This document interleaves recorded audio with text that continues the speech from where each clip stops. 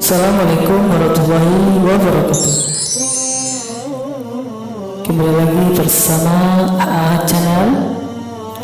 Kali ini AA Channel akan memberikan materi pendidikan agama Islam kelas 11. Pertemuan kedua, menjelaskan makna perilaku taat, kompetisi dalam kebaikan, dan etos kerja.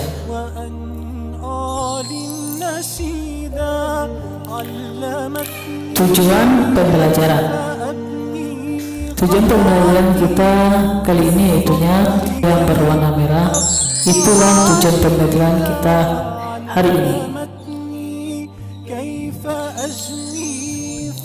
Pelajaran kemarin, silakan anak-anak Bapak lihat di list di atas. Link di atas akan dilihat. Ini yang telah kita pelajaran kemarin, yaitunya bab 6, yaitunya makna perilaku taat, kompetisi dalam kebaikan, dan etos kerja. Ini yang akan kita bahas. A. Pentingnya taat kepada aturan. Pentingnya taat kepada aturan ini tertera dalam surat An-Nisa, surat yang keempat ayat 59. Kita lihat terjemahannya. Artinya, wahai orang-orang yang beriman, taatilah Allah, taatilah Rasul Muhammad, dan ulul amri atau pemegang kekuasaan di antara kamu. Kemudian, jika kamu berbeda pendapat tentang sesuatu, maka kembalikanlah kepada Allah dalam kurung Al-Quran dan Rasul dalam kurung sunnahnya. Jika kamu beriman kepada Allah dan hari kemudian, yang demikian itu lebih utama bagimu dan lebih baik akibatnya. Surat An-Nisa ayat 59. Taat memiliki arti tunduk kepada Allah Subhanahu wa taala, pemerintah, dan lain sebagainya. Aturan adalah tindakan atau perbuatan yang harus dijalankan. Taat pada aturan adalah sikap tunduk kepada tindakan atau perbuatan yang telah dibuat baik oleh Allah Subhanahu wa taala, nabi, pemimpin, atau yang lainnya. Di sekolah, di rumah, atau di lingkungan masyarakat terdapat aturan. Di mana saja kita berada, pasti ada aturannya. Aturan dibuat agar terjadi ketertiban dan ketentraman. Oleh karena itu, wajib hukumnya kita menaati aturan yang berlaku. Aturan yang paling tinggi adalah aturan yang dibuat oleh Allah Subhanahu wa taala, yaitu terdapat pada Al-Quran. Sementara di bawahnya ada aturan yang dibuat oleh Nabi Muhammad SAW yang disebut sunnah atau hadis. Di bawahnya lagi ada aturan yang dibuat oleh pemimpin, baik pemimpin pemerintah, negara, daerah, maupun pemimpin yang lainnya, termasuk pemimpin keluarga. Peranan pemimpin sangatlah penting. Sebuah institusi, dari yang terkecil dan kurung keluarga sampai yang terbesar adalah negara, tidak akan tercapai kestabilan tanpa adanya seorang pemimpin. Tanpa adanya seorang pemimpin dalam sebuah negara, tentulah negara tersebut akan menjadi lemah dan mudah terombang-ambing oleh kekuatan luar. Oleh karena itu, Islam memerintahkan umatnya untuk taat kepada pemimpin. Dengan ketaatan rakyat kepada pemimpin yang tidak bermaksiat, akan tercipta keamanan dan ketertiban serta kemakmuran. Surah An-Nisa, surah yang keempat ayat 59 memerintahkan kepada kita untuk menaati perintah Allah Subhanahu wa taala, perintah Rasul sallallahu alaihi wasallam, dan ulul amri. Tentang pengertian ulul amri di bawah ini ada beberapa pendapat. Silakan dilihat anak bapak semuanya. Ada nama ulama, ada pendapatnya.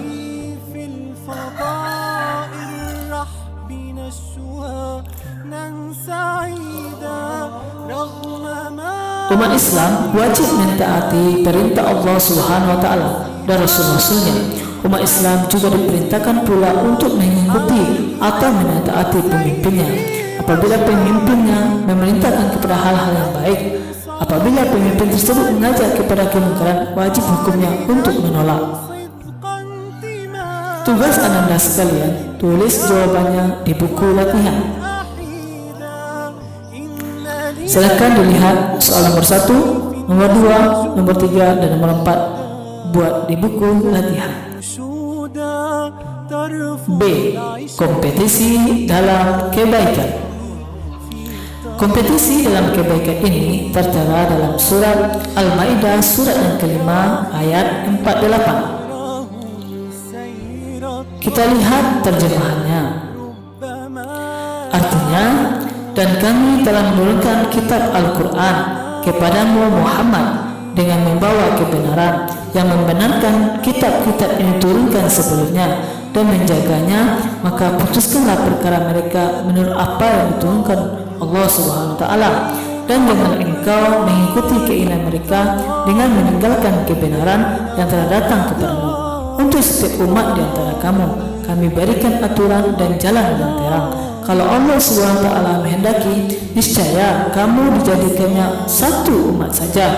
Tetapi Allah Subhanahu wa Ta'ala hendak menguji kamu terhadap karunia yang telah diberikan kepadamu. Maka berlomba-lombalah berbuat kebajikan. Hanya kepada Allah Subhanahu wa Ta'ala kamu semua kembali, lalu diberitahukannya kepadamu terhadap apa yang dahulu kamu perselisihan. Surat Al-Maidah surat kelima ayat 48. Hidup adalah kompetensi untuk menjadi yang terbaik dan juga untuk meraih cita-cita yang diinginkan.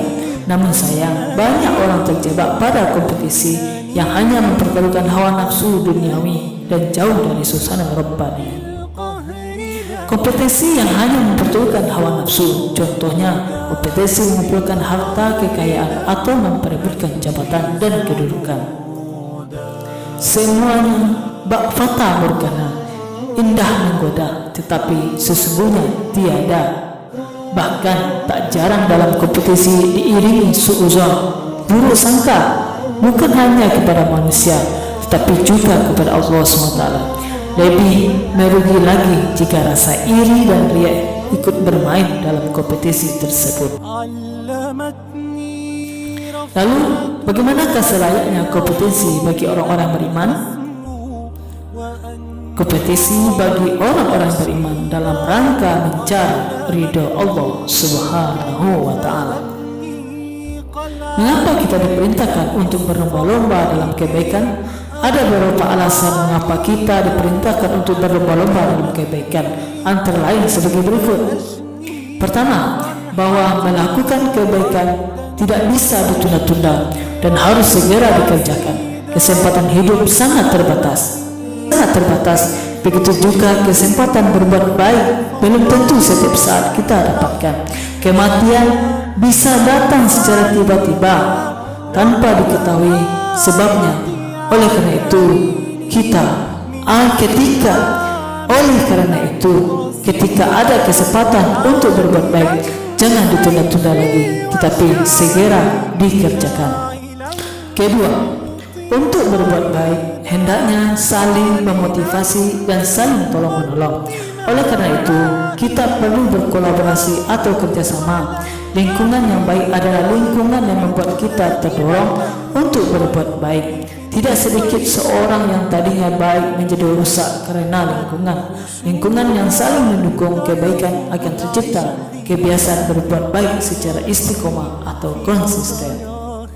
Ketiga, bahwa kesigapan melakukan kebaikan harus didukung dengan kesungguhan. Tugas kedua. Lihat, perhatikan gambar di samping. Tugas Anda silakan ditulis di buku catatan atau di buku latihan. Tugas ketiga,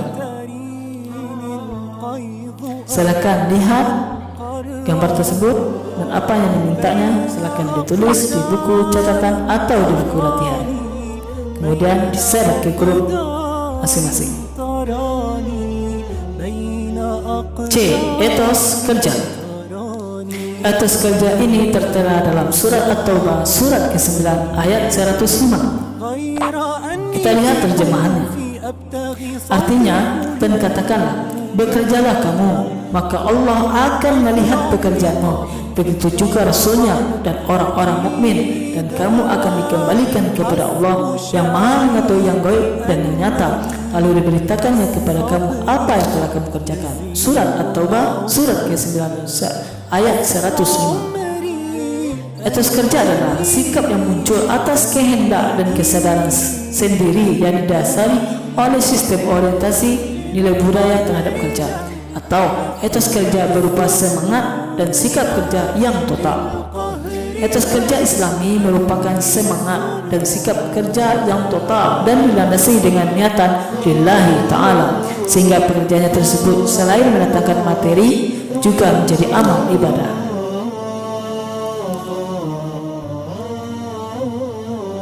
Tugas keempat, perhatikan gambar tersebut dan kerjakan di buku latihan. Allamatni raffatul atyar an asmu wa an. Kesimpulan, taat memiliki arti tunduk kepada Allah SWT, pemerintah dan sebagainya. Kompetensi adalah berlomba-lomba untuk menjadi yang terbaik. Etos kerja berupa semangat dan sikap kerja yang total. Terima kasih. AA Channel. Silakan subscribe, like, komen, and share ke teman-teman lainnya. Semoga bermanfaat. Wabillahi taufiq wal hidayah. Assalamualaikum warahmatullahi wabarakatuh. رغم ما قد يعتريني من سهام لن تصيدا حاملا سيفي وشعري جاعلا صوتي غريدا معلنا صدق انتمائي للإله ولن أحيدا إن لي بين الربوع الخضر في النجوى جنون.